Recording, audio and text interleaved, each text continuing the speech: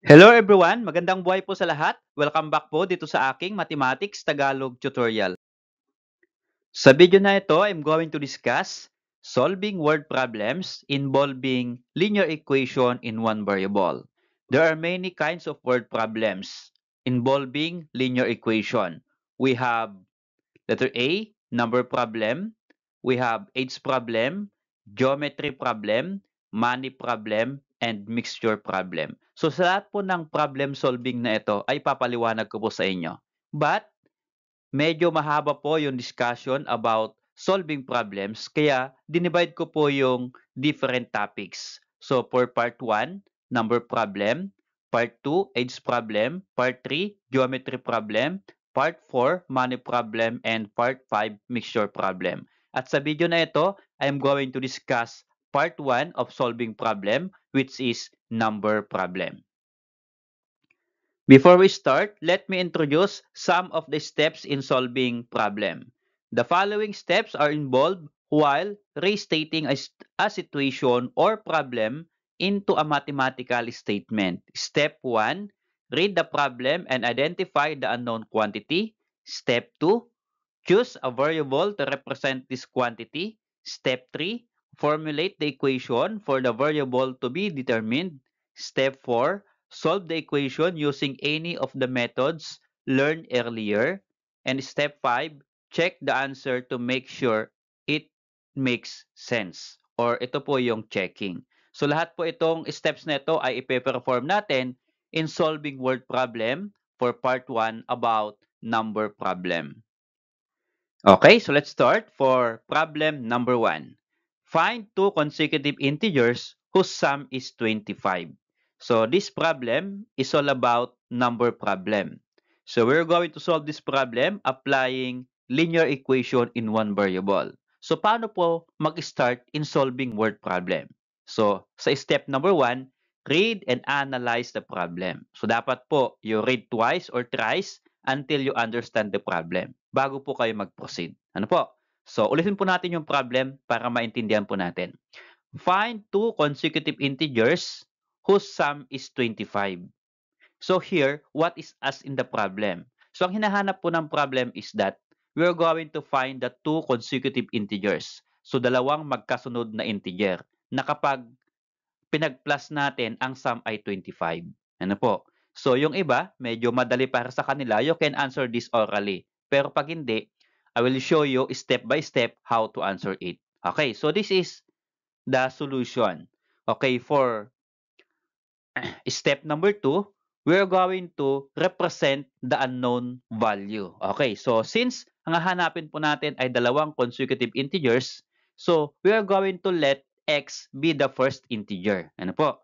So, kahit anong variable, pwedeng m, pwedeng y. So, ang lagi ko pong ginagamit ay variable x. Okay? So, x be the first integer. Now, how we represent the second integer? Kung ang first integer ay x. Okay? So imagine, ano po ba yung consecutive integers? Let us say, ang consecutive integers ay 7 and then 8. So, yung 7 at 8 ba consecutive? Yes, magkasunod po yan na integers. Now, what is the difference or how you relate the first integer to the second integer? Okay, let us say, yung x natin ay first integer, ang x natin ay 7. So, paano natin i-represent yung kasunod na integer na 8 using the variable x? Okay, notice here that 7 and then magiging 8. So, anong pwedeng gawin natin yung 7 para maging 8? You are going to add 1 to 7 to make it 8. Tama po ba? So magpa-plus tayo ng 1 para sa next integer. Kaya yung second integer natin ay gawin po nating x plus 1. Okay? So yung x, the first integer, let us say 7, at yung second integer natin ay x plus 1. Kung yung x ay 7, mag-add ka ng 1, 7 plus 1 is 8. Yun po yung second integer. Okay? Kaya ito po yung first integer x at yung second integer natin ay x plus 1. Okay. So mula dito ay makakapag-create po tayo ng equation. Okay? Meron po tayong term dito na sum. Yung say sum, you're going to add. So i-add daw natin yung dalawang magkasunod na integer at yung sum po niya ay 25. So here, kung yung first integer ay x, okay, ito po yung equation, at yung second integer ay x plus 1, i-add natin ang sum is 25. So ito po yung equation. First integer plus second integer is equal to 25. Then, the first integer is x, then plus second integer is x plus 1, kaya plus x plus 1. And then, equal to 25. Okay, so yan po yung equation na gagamitin natin to solve the problem. Okay, so now, let's try to solve the problem applying our knowledge about linear equation in one variable. So we have here x plus 1, okay, this one, is equal to 25. Now, here in our equation, dalawa po yung terms na like terms, x and x. So if you're going to combine, x plus x will become 2x, right? So 2x, then copy, plus 1 equal to 25.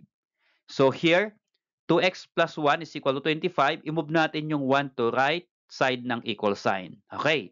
So ituro ko na po sa inyo sa aking video lesson about solving linear equation in one variable. So dito naman ay medyo shortcut na po natin ng konti. Okay. So to move 1 to the right side of the equation, that will become, you're going to subtract 1, right? So 2x plus 1, ito po, 2x plus 1. I-move natin yung plus 1, kaya mag-subtract tayo ng 1. Okay? Kaya minus 1 is equal to 25.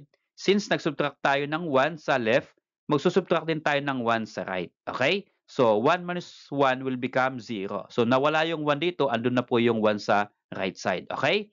So ang matitira po dito ay 2x is equal to 25 minus 1 is equal to 24. Okay, so we have now 2x is equal to 24. Okay, so to remove 2x and solve for x ay gagamit po tayo ng multiplication property. Since 2, yung numerical coefficient, you multiply 1/2 to left and right ng equal sign so that we can cancel 1/2 and 2. Okay? Kaya ang matitira po dito ay x na lang. So this become x is equal to 24 times 1/2 or 1/2 of 24 is equal to 12 or pwedeng 24 divided by 2 is equal to 12. Okay, so x is equal to 12. So ano po yung x sa ginamit natin dito? X be the first integer. Therefore, yung x natin na 12, yan po yung ating first integer. Now, we are going to solve for the second integer. Kasi sabi niya, find two consecutive integers. So, isa pa lang yung nakukuha natin.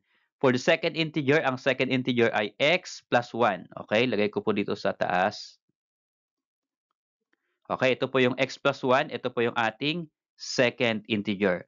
Substitute lang natin yung value ng x na nasolve natin na 12 here. So let's become, for x 12, 12 plus 1, that is equal to 13. So yung 13 po na ito, yun po yung ating second integer. Okay, so to answer here, the two consecutive integers are 12 and 13. So tama po ba? Consecutive sila? Yes, magkasunod yung ating integer. Now, to check, if you are going to add 12 plus 13, is that equal to 25? Yes. 12 plus 13 is equal to 25. At the same time, sila po ay magkasunod or consecutive. Okay? So our answer is correct. Okay, so how about this problem number 2? Find the two numbers where the larger number is 5 less than twice the smaller and their sum is 28. So again, in solving word problem, you need to analyze the problem. So kung kailangan you read twice, you read thrice, gawin po natin just to analyze the problem. Okay? So ulitin po natin na basahin yung problem to analyze. Find the two numbers where the larger number is 5 less than twice the smaller and their sum is 28. Okay. So ang hahanapin po natin ay dalawang numbers. Okay. So guhitan ko po yung two numbers. At yung sum daw po nila, yung dalawang numbers ay 28. So if you're going to add the two numbers, the sum is 28. So ano po yung dalawang numbers na yon? How we represent the two numbers? So may nabanggit dito sa dalawang numbers na ito na larger number. Okay, guhitan ko. We have larger number and we have smaller number. Okay. Now, how we represent smaller and larger number? Okay. So ganito lang po yon yung kanyang computation. Okay, so we let that x be the smaller number. Siyempre, unahin po natin yung smaller number. Okay. So, x be the smaller number. Now, how we represent the larger number? Kasi po yung larger number ay nakadepende po dun sa smaller number. Okay. So, sabi dito sa larger number is 5 less than twice the smaller. Kung igagawin po nating mathematical itong 5 less than twice, this will become 5. Ang less than po ay minus, ang twice po ay 2, at yung smaller po ay x. So, we let natin yung smaller ay x, kaya ang smaller po ay x. Ulitin ko po. Okay, translate natin sa mathematical symbol ito. Ito po yung value ng larger number. Nakalagay po, the larger number is, okay, ito po yung kanyang value. So, 5, less than is minus, twice is 2, and the smaller is x, okay? So, this is the value of the larger number. So, 5 minus 2x. Since less than po yung ginamit, kapag less than, interchange mo po yung left and right ng minus. Ano po? Left and right terms. Okay, kaya ito pong 5 minus 2x, gawin po nating 2x minus 5. Okay? 2x minus 5. Ano po? Kasi less than po yung tinranslate natin. This is now the value of the larger number. Okay, so again, first, the smaller number is x. The larger number is 2x minus 5. Okay? So now, we are going to find the sum.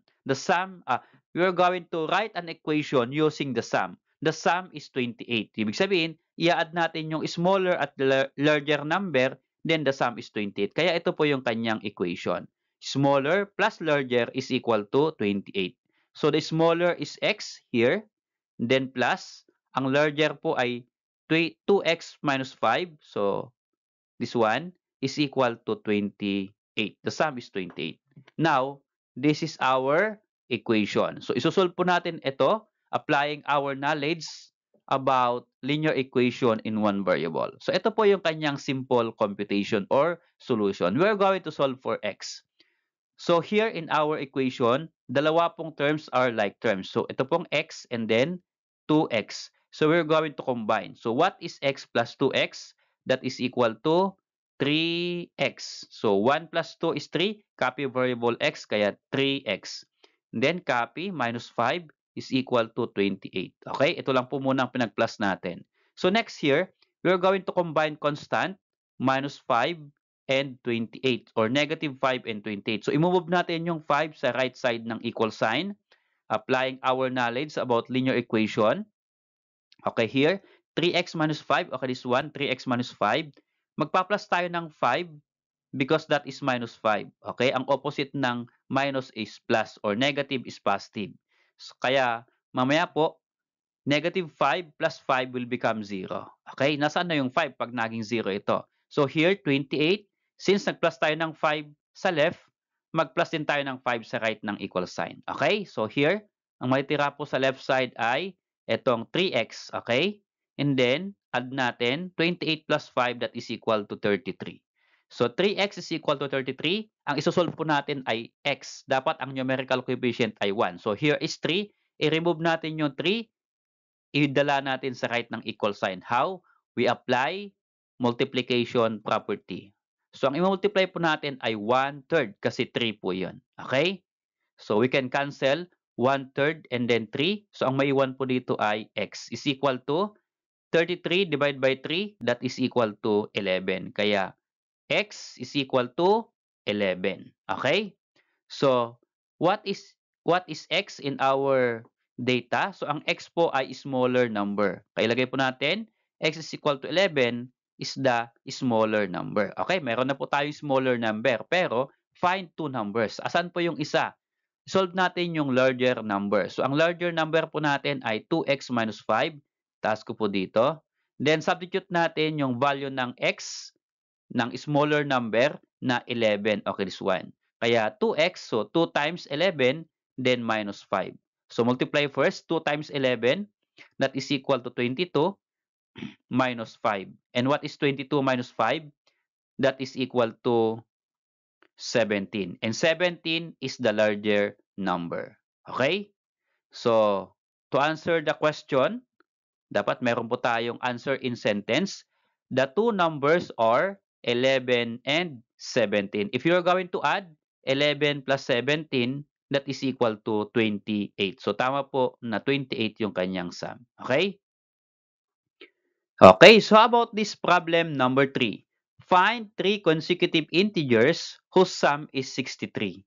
Okay, this time, 3 consecutive integers. Kanina po sa number 1 ay 2 consecutive integers. Ngayon naman po ay 3 consecutive integers. So again, paano po natin yan i-relate? So syempre, 3 consecutive integers, ang pagitan po ng tatlong integers ay 1. Ano po? Kasi ang integers ay 1, 2, 3, 4, 5, 6. So mag-a-add lang po tayo ng 1 to get the next integer. Kaya kapag ang first integer ay 1, plus 1, 2, ang 2 po ay second integer. Ano po? Kaya i-let natin yung first integer ay x. Okay? X is the first integer. Now, how we represent the second integer and 3 integer? Okay, yung second integer ay mag-a-add tayo ng 1. So, x plus 1, the second integer. Okay? And then, the third integer, pangatlo, mag-a-add din po tayo ng 2, x plus 2. Try po natin. Let us say, ang first integer po natin, let us say ay, lagay ko po dito ay 3. So, what is the next integer? Mag-add po ng 1. 3 plus 1 is equal to 4. Okay, tama po ba? Now, what is the third integer? Mag-a-add po ulit ng 2 mula po sa first integer. Ang first integer natin ay 3. Mag-a-add tayo ng 2. 3 plus 2, that is equal to 5. Okay, so 3, 4, 5. Is 3, 4, 5 consecutive integers? Yes. At ito po yung kanyang representation. Okay. Now, since meron na tayong first, second, and third integer in a form of variable, ngayon po ay gagawa po tayo ng equation. Isasama po natin yung sum is 63. Okay. So, here is the equation. Add natin yung 3 integers, first plus second plus third, that is equal to 63. The sum is 63. Now, substitute natin. First is x, or this one, plus second is x plus 1, okay, this one, plus third is x plus 2. Okay, guhitan ko po. First integer, second integer, third integer. Okay? First, second, and third. Okay, now we are going to simplify this equation to solve for x. Okay, so paano po isolve? Ganito lang po yung kanyang computation or solution. Solve for x. X plus 1 plus x plus 2 is equal to 63. So tatlo po yung x natin. Isa, dalawa, tatlo. Okay, there are 3 terms na may x dito. So we can add x plus x plus x, tatlong x, that will become 3x. And then add natin yung constant 1 plus 2 here. 1 plus 2 is equal to 3. So plus 3 po siya. Then copy equal to 63. Okay. So we have now the equation 3x plus 3 is equal to 63. Now, solve for x. So move natin yung 3 sa right ng equal sign. Okay, so this will become 3x plus 3. Ito pa rin yun. Since i-move natin yung 3 sa right side, plus 3, ang opposite po niya ay minus 3. Kaya 3 minus 3 po yan. Is equal to 63. Nag-subtract tayo ng 3. Subtract din ng 3 sa right side. Kaya minus 3. Okay, simplify. Magiging 0 yung 3 minus 3. Ang maiwan po dito ay yung 3x. Okay? So 3x is equal to 63 minus 3 is 60. So 3x is equal to 60. Hindi pa lang yung x kasi meron pong numerical coefficient na 3. So remove natin by multiplication property. So we're going to multiply 1/3 to both sides of the equation. Bakit po 1/3? Kasi po 3 yung numerical coefficient. Okay? So 1/3 times 3, that is equal to 1. Ano po? So, maging 1 na lang po ito. 1x or x na lang. Okay? Cancel natin yung 1/3 at yung 3. So, let's become x here is equal to 60 divided by 3 or 60 times 1/3. That is equal to 20. So, x is equal to 20. Again, what is our x sa ating data? X, the first integer. So, ibig sabihin, yung 20 is the first integer. Now, we're going to determine the second and third kasi find 3 consecutive integers. Okay. So, solve natin yung second integer. X plus 1 ang second integer. Lagay ko po sa taas. Then, substitute natin yung value ng x na solve natin, which is 20. Kaya 20 plus 1. 20 plus 1 is equal to 21. Okay, that is our second integer. Now, how about the third integer? x plus 2. Okay? So, x plus 2, substitute natin yung x na 20. So, 20 plus 2, that is equal to 22. And 22 is our third integer. Okay? Ulit, first integer is 20, second integer is 21, third integer is 22. Okay? Lagay po natin in a form of sentence. The three integers are 20, 21, and 2. And 22 rather. So, are they consecutive integers? Yes, sila po ay consecutive integers. Okay? And if you're going to add 20 plus 21 plus 22, the sum is 63. Okay? Okay, so how about this problem number 4? Find three consecutive odd integers such that 3 times the second minus the third is 21 more than the first. Okay, medyo magulo po yung ating problem number 4. Pero para ma-analyze po natin, try to read again. Okay, ulitin po natin. Find three consecutive odd integers such that 3 times the second minus the third is 21 more than the first. Okay. So what is asked in the problem? Find three consecutive odd integers. So ano ba yung ibig sabihin ng odd integers? Okay? So guhitan ko po. So tatlong, ano po yung consecutive, magkakasunod na odd integers. What are odd integers? So ang odd integers po, yan po yung mga numbers cannot be divisible by 2. Ano po yung 1, 3, 5, 7, yun po yung odd integers. Okay, since consecutive po sila, for example, ang first odd integers natin ay 5 for example. Okay? Now, what is the second odd number after the first number na 5? So, yan po ay 7. Ano po? At ang kasunod po ay 9. So, ito po yung odd integers na magkakasunod-sunod. So, 5, 7, 9. Ano po? Now, how we represent the three consecutive integers using variables? Ano po? Okay, so ganito lang po yon ang kanyang computation. So, let x the first integer. Okay, for example, 5 yung first integer natin. Paano natin i-represent yung second integer at yung third integer? So, halimbawa, ang x natin ay 5. Paano natin makukuha yung 7? Okay, anong gagawin natin sa 5 para makuha natin ang 7? You're going to add 2. Okay, since yung x ay first integer natin, then we are going to add 2 to x. So we have x plus 2. That is the second integer. Ulitin natin. Kapag ang first integer ay 5, ang second integer ay x plus 2. Kaya 5 plus 2 is 7. And that is correct. Second integer. Okay, how about the third integer? Paano po natin i-represent yung third integer? Mula po sa first hanggang second, mag-a-add po tayo ng 4. 5 plus 4 is 9. Tama po ba? Kaya 2, 4, okay, by 2 po yung kwan. Okay. Yung additional natin para makuha po yung next odd integer. Okay. Ulitin natin, first integer ay x, second integer ay x plus 2, and third integer is x plus 4.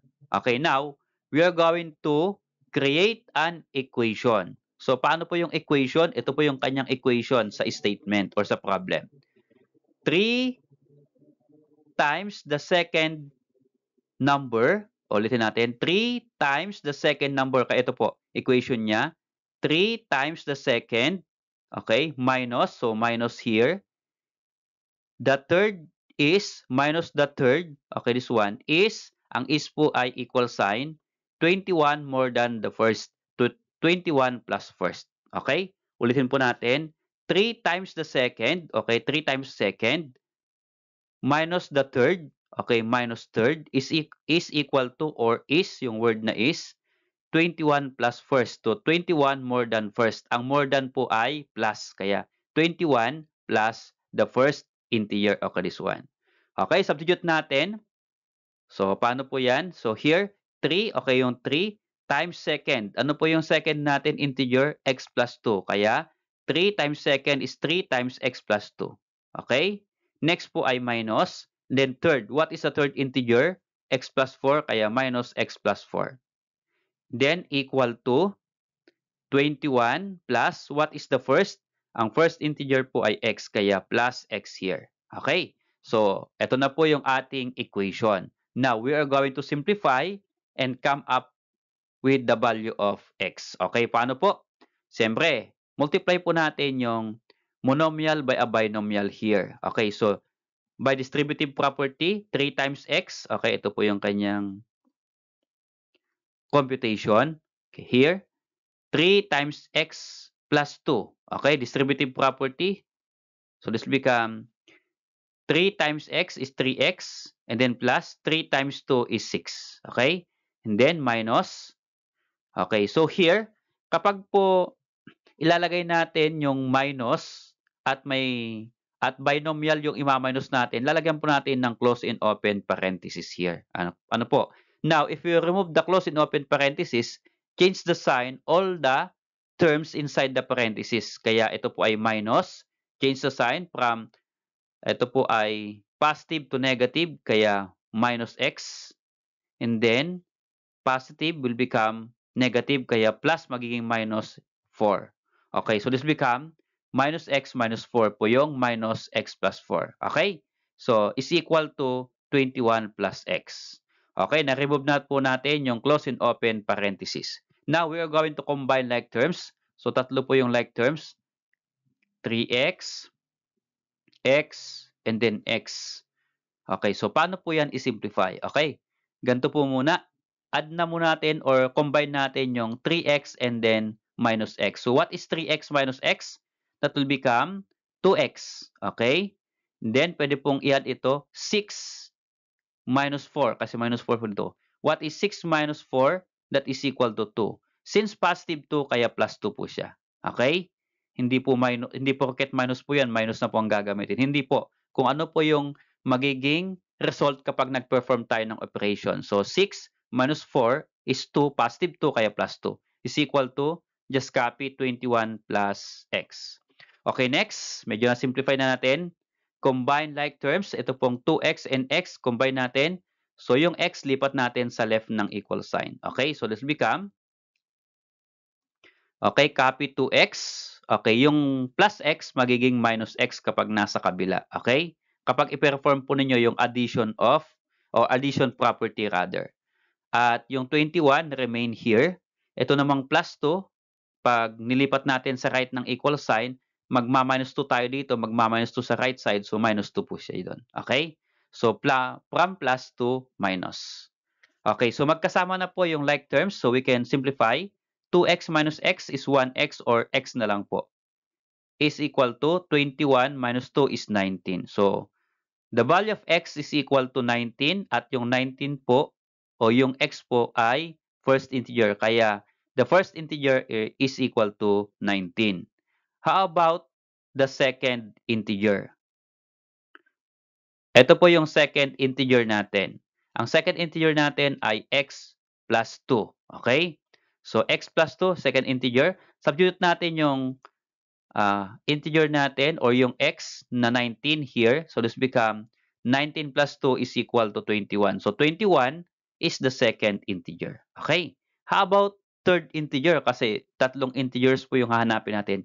Yung third integer ay x plus 4. So, this become x plus 4. And then again, yung value ng x is 19. So, 19, substitute natin, plus 4, that is equal to 23. So, yung 23, that is now our third integer. So, listen natin.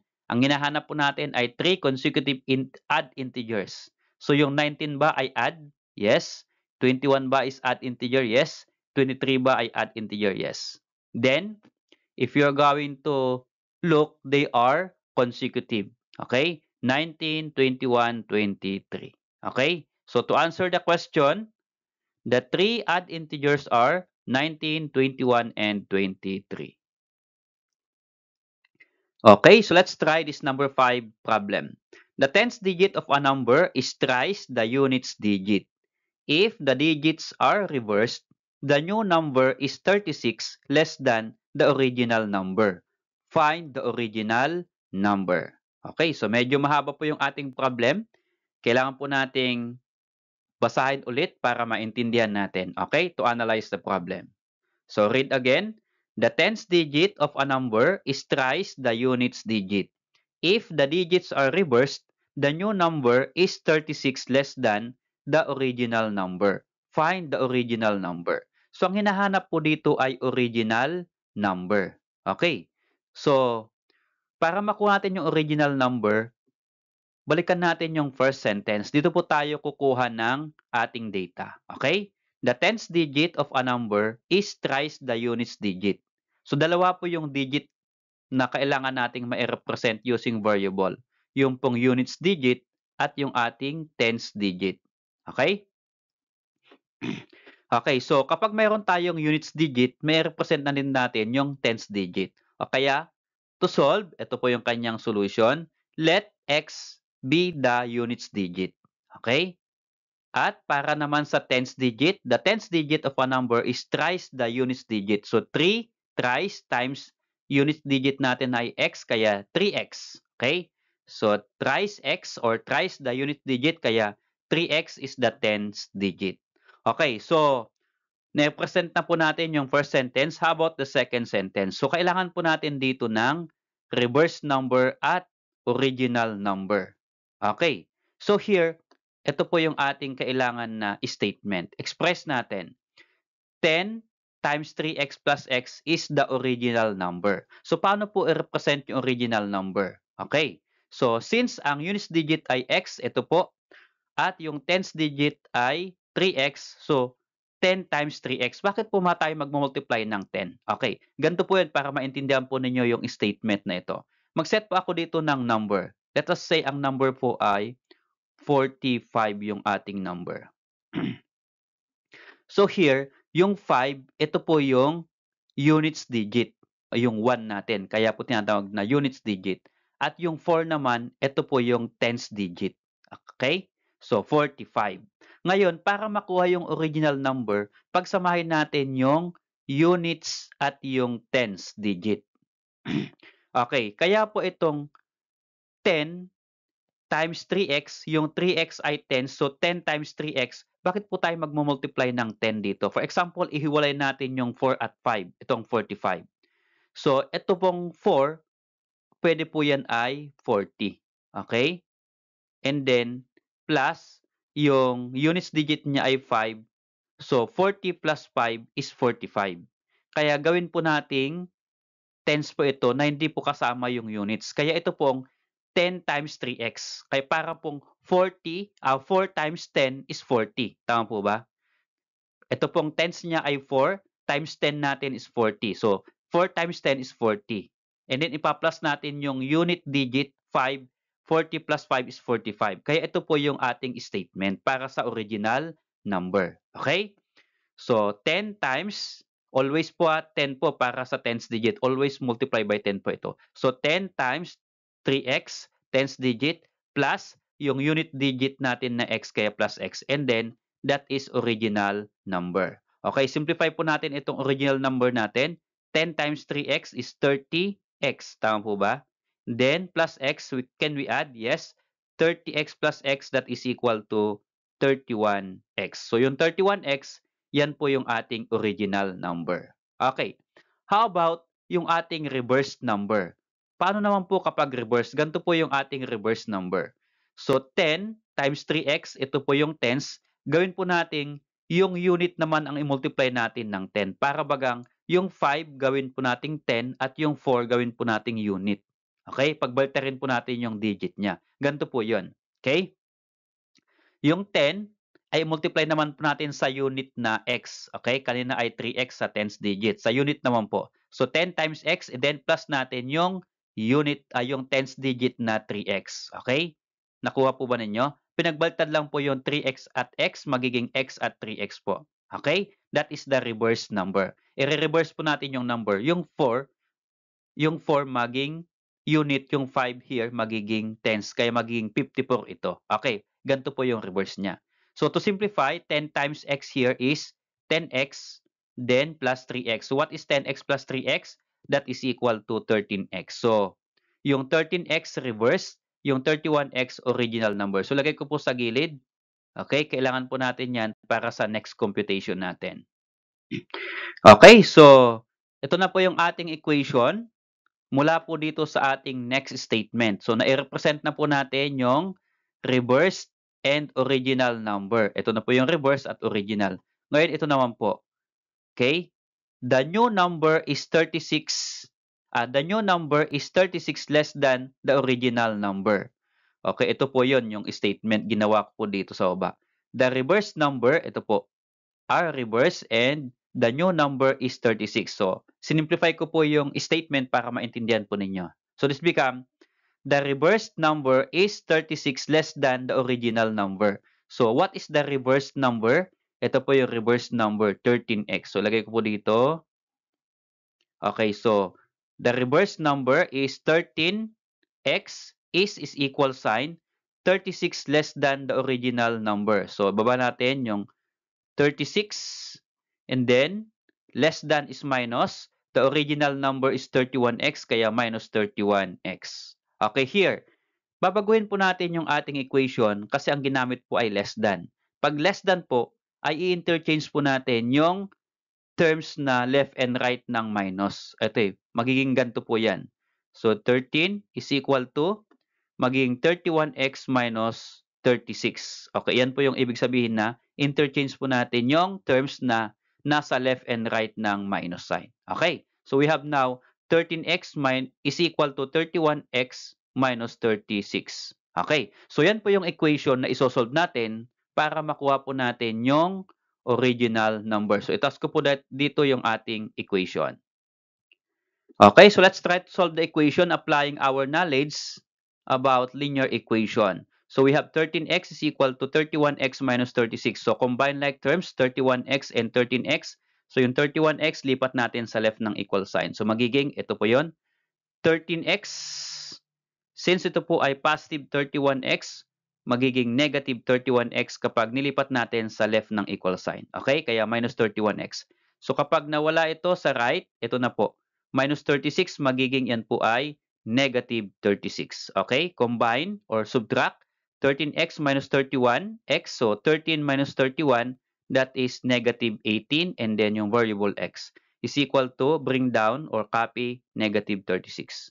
So here, we're going to remove negative 18 na numerical coefficient ng x. So applying multiplication property, we're going to multiply 1 over negative 18 to both sides of the equation. Okay? Kasi negative 18 yung kasama ng x, kaya 1 over negative 18. And we can cancel 1 over negative 18 and then negative 18. So, ang matitira po dito ay yung x na lang. And then, sa right side, negative divided by negative is positive, and 36 divided by 18 is 2. So, the value of x is equal to 2. At ito po yung ating units digit. Okay. So, to solve for the original number, kasi sabi ng question, find the original number. So, ang original number natin ay 31x. Okay. So, original number is equal to 31x. At yung x ay 2. Substitute natin. So, 31 times 2, that is equal to 62. Okay. So, the original number is 62. Okay. Okay, so try to answer this activity. Let's see if you really understand the lesson. Okay, solve the problem. Number 1, find 3 consecutive even integers whose sum is 36. Okay, so ito po yung ating activity. Try to pause this video and solve. At kapag mayroon na po kayong sagot, baka pwede naman pong pa-share, pa-comment po sa comment box natin dito sa video. Okay? Salamat sa panood mga anak. Nawa po ay natuto kayo sa simpleng video lesson na naihanda ko para sa inyo. Okay, abangan po ninyo yung part 2 ng video lesson about solving problems involving age problem.